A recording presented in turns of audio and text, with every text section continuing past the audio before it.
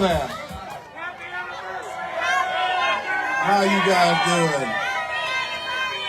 Before I ever speak, I always acknowledge my Lord and Savior Jesus Christ, because he said if you don't acknowledge him, he's not going to acknowledge you. And I also acknowledge my wife, Julie, who's with me as well. So I thank you guys so much. But I want to thank all of you for being here. Because, you know, now when you come out with the wrong horse, they sometimes cancel you out. But I want to make sure you know you're with the right horse right now. Because I'm from that school, Ricky Bobby. So I want to say that I was made for this right here. Because I thought at one time in my life, I thought I was a football player. But no. God had another plan for me. Because, you know, I started out as that little kid and my mom said I was big bone. It meant that I was fat. And I used to have a speech impediment where I couldn't put a sentence together. So almost for 4 years of my life, I never went out for a recess. 4 years of my life, I never spoke in a classroom. Kids didn't even think I could speak. I used to get bullied all the time, used to get beat up. But God had a plan. He's a good God, isn't he? He had a plan that he got me to go to that University of Georgia. Yes. He had a plan that I won that Heisman Trophy. So he started thinking that I was this football player. Everyone said he's this football player, but this was so funny. I got to be on the 1992 Olympic bobsled team. Think about it. There's absolutely no snow here in Georgia, is there? And then I got a chance to play 15 years of pro ball, played 15 years of pro football. So I started thinking I was that football player. But no. God had another plan because he had to break me. And I didn't understand what was happening because someone told me I had a mental problem. And I'm thinking, Herschel Walker got a mental problem? And I'm talking about myself in third person, but I know that. So I decided to go to this hospital out in California, and I went to that hospital, and I go, whoa, these people here are crazy. These people here are crazy right here, but I'm not like them. But then I got washed in the blood of Jesus, and I realized that we all fall short of the glory of God.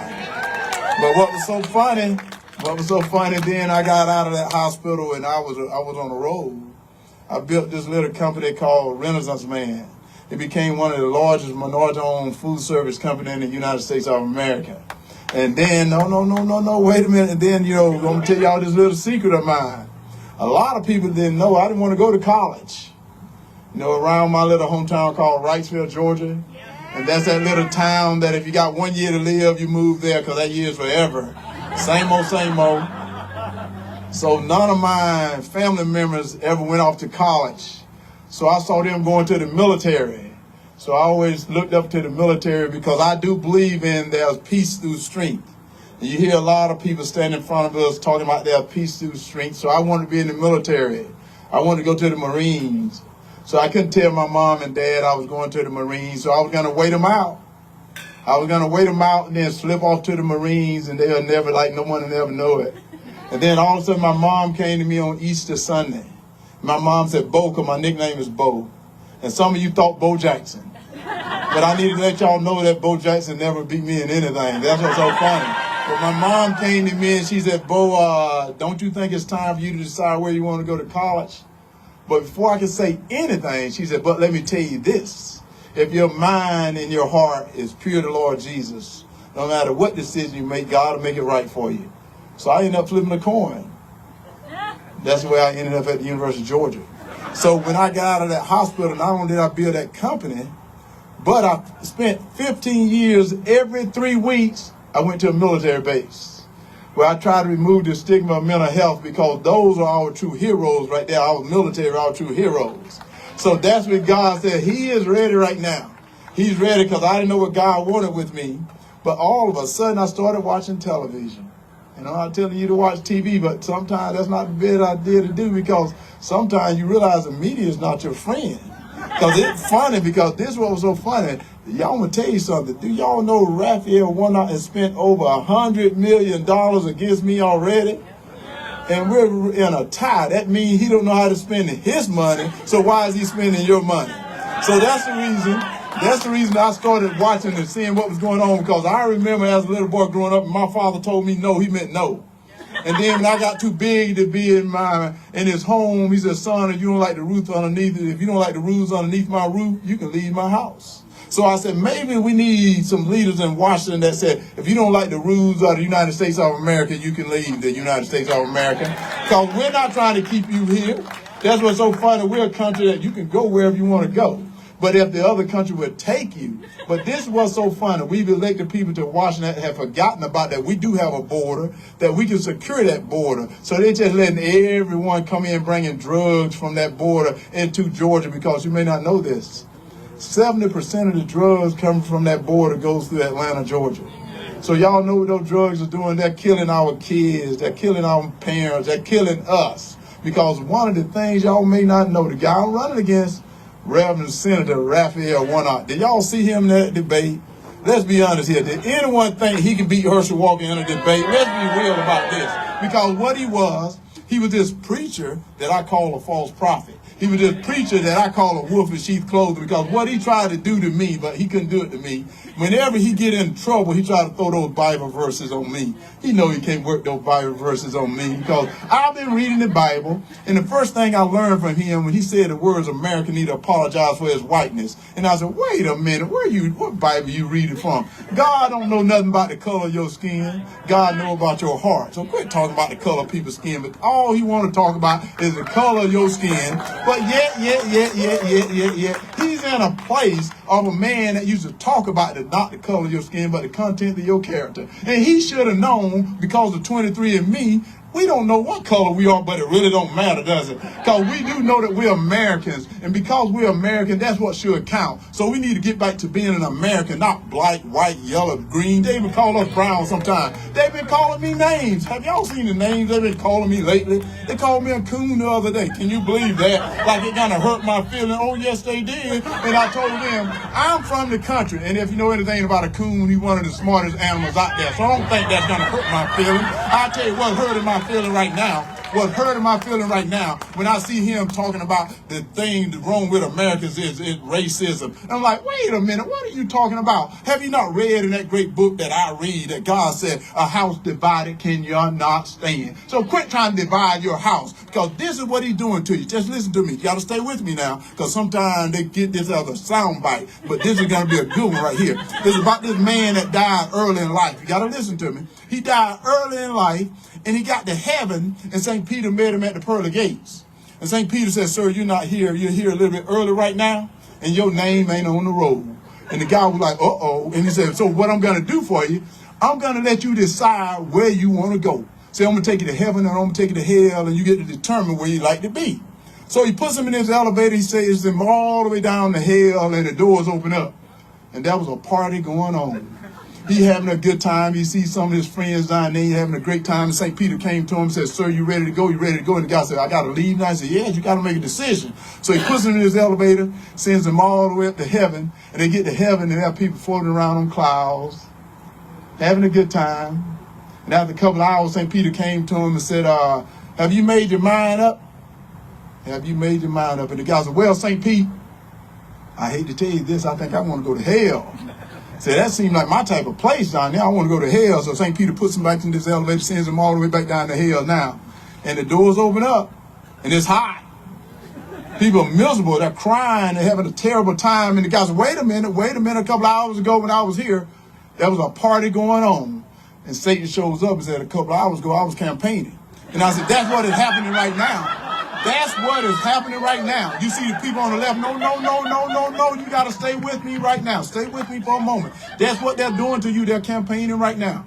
They're campaigning because they're lying to you. Senator Warnock, who's this man out of cloth, is lying to you. And I told you, y'all saw him in that debate when he became Scooby-Doo, didn't you? You saw him when he became Scooby-Doo, because they got to the point that they asked him that question, sir, will you vote for Biden in 2024? And he go, I don't know. And I'm like, that's what's happening right now, because he can stand in front of you and tell you all that stuff he's going to do. But I need to tell you what he's doing that is wrong, because they told me that to run for Senate, you got to know some stuff. That's what he said, you got to know some stuff. Well, Did he not know you can't be giving our energy to our enemy? Because the definition of an enemy is they don't like you. Do you not know that? They don't like you. And you shouldn't be negotiating with terrorists because they don't like you either. They don't like anybody. But yet we're negotiating with them. But then they were trying to tell you they didn't know the definition of a woman. You remember that? They don't know the definition of a woman. Then they were trying to tell you a man can get pregnant. No, he can't. A man can't get pregnant. Get it out of your head. If you go to that great book, you would have learned there's a man and there's a woman. That's the definition of a woman. She's a woman. She's from the rib of a man. So what we need to do is don't let them take you down in that elevator, because that's what I was watching on TV. I was watching this senator trying to divide God's people. And I said, no, no, no, no. God don't need a politician. He needs that warrior. That's the one he put me here for. So I am not that football player. I'm that warrior that came and said, I am sick and tired, and I got common sense. I got common sense how to spend money, and I know I won't be spending money that I don't have. That means I'm going to go bankrupt. Do y'all not know that? And then I do know there's peace through streets. So why are they bringing pronouns in our military? Pronouns? What the heck is a pronoun? I'm sick and tired of that pronoun stuff. Aren't y'all sick and tired of that pronoun stuff? So why don't we call this senator former senator? That's his pronoun. He's going to be former senator because it's time for him to go. And I'm going to tell you right now, don't let that door hit you in the back side as you walk out of the people's office. That's what we need to get to. We need to get back to people who become leaders. We don't need followers no more. So he's been following Joe Biden around because this is what was so funny. I don't know if y'all saw, our president was in Massachusetts. He was campaigning for Senator Warnock, who lives in Georgia, because of the way Senator Warnock votes. He thought he was a Massachusetts senator. That's what he was thinking. And I'm like, wait. Massachusetts already got that senator. They don't need it anymore. He even said that. He said, hey, there's no time that I ever thought he didn't vote with me. I can't believe that our president thinking that Senator Warnock is from Massachusetts. Well, Senator Warnock votes like that. Most of his money comes from California or New York. Don't even come from Georgia. So maybe he need to know if he's going to spend California money, go to California. Don't be staying here messing with our money. So first of all, get away from our military when you're bringing that wokeness into our military. And then he called our men and women in blue, he called them names. Can you believe that? He called our men and women in blue names. And I'm like, what is he talking about? Defunding the police. That's a stupid idea. Wait. Can't say stupid because, I'm running for Senate. I can't do that. That's not politically correct. That's a dumb idea. Is it not a dumb idea?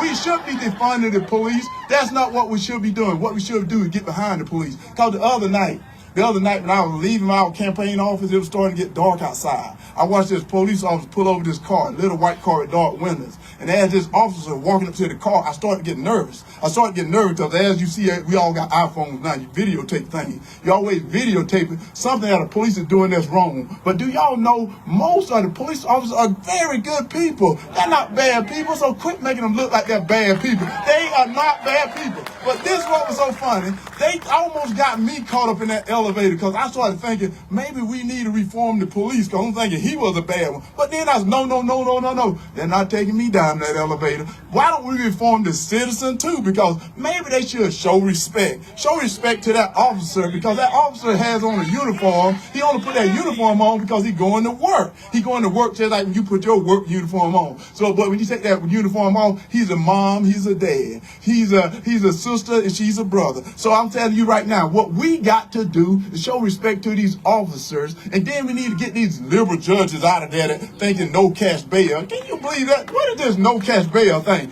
I remember in the great book that I've been reading, and that book had Adam and Eve. When Adam and Eve was in that garden, you remember they was in the garden, and God told them, from this place here you have total freedom, but if you touch or eat from this tree here, you will surely die. They were held to responsibility. So maybe it's time to hold people to responsibility when they commit a crime instead of letting them out. Because then, as you letting people out of prison, we become prisoners in our own home. So the only one running free are the prisoners. Do they not get that? But they don't know the definition of stuff. They're changing Webster altogether. They're just changing words.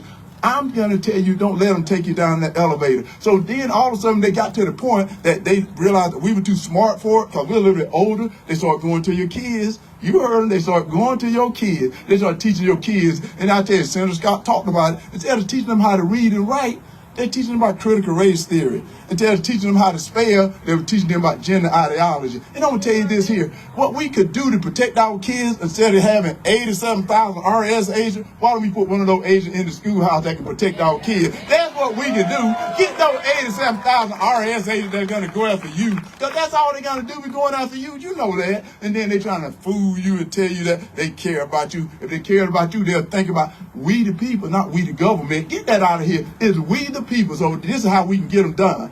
We just got to get out and vote. It's time to have our voices heard and our vote counted. So quit making a complaint. Not what we need to do.